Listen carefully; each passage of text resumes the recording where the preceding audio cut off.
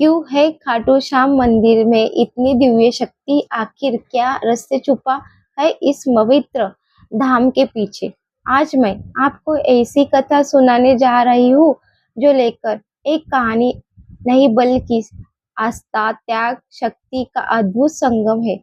यह उस दिव्य योद्धा की कथा है जिसके कलयुग के हारे हुए लोगों का सहारा बनने का वचन दिया, जिसका नाम सुनते ही मन श्रद्धा से भर जाता है और जिसके दर्शन मात्र से भक्तों के दूर दूर हो जाते हैं।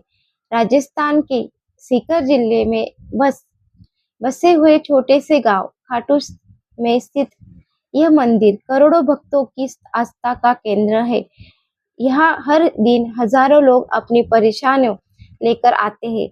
कोई टूटा हुआ, कोई निराश, तो कोई जीवन से हारा चुका।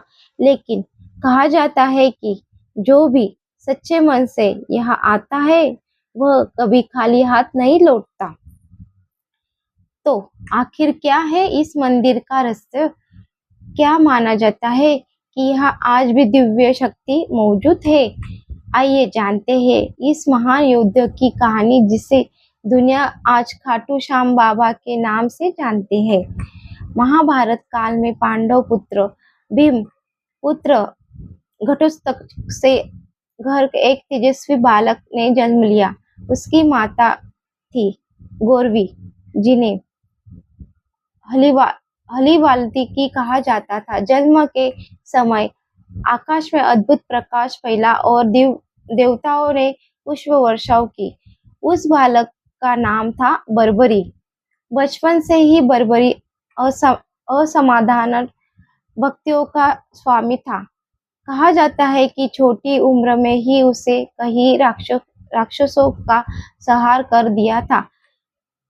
उसकी माता ने उसे एक महत्वपूर्ण शिक्षा दी थी, हमेशा हारने वाले का साथ देना, क्योंकि सच्चा धर्म निर्बल की रक्षा करना है।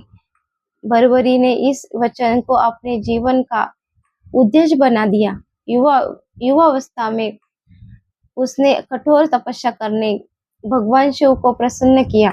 प्रसन्न होकर भगवान ने उसे 3 दिव्य बाण दिए।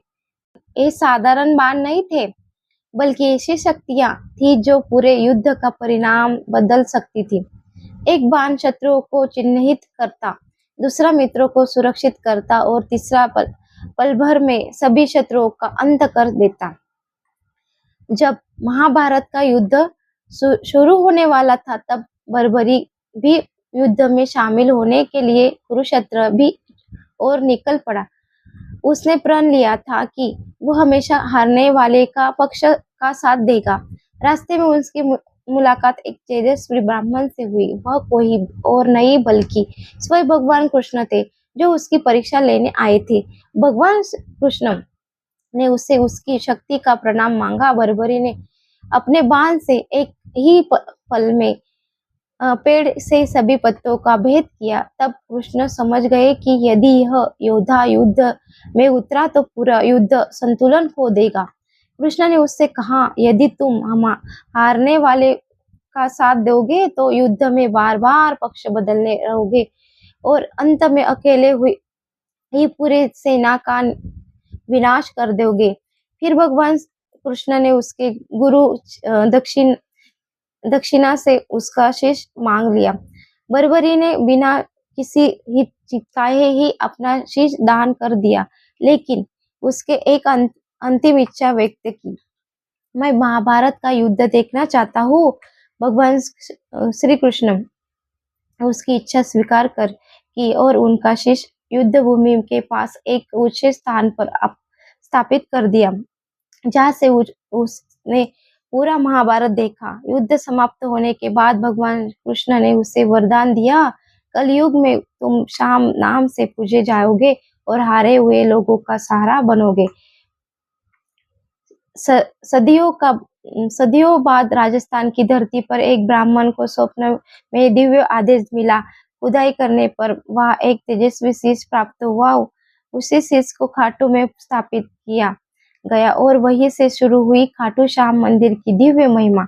कहा जाता है कि मंदिर के पास तीर्थ श्याम कुंड आज भी रहस्यमयी भक्तियों से भरा हुआ है। लाखों श्रद्धालु यहाँ स्नान करते और अपनी मनोकामनाएं पूरी होने की ही प्रार्थना करते।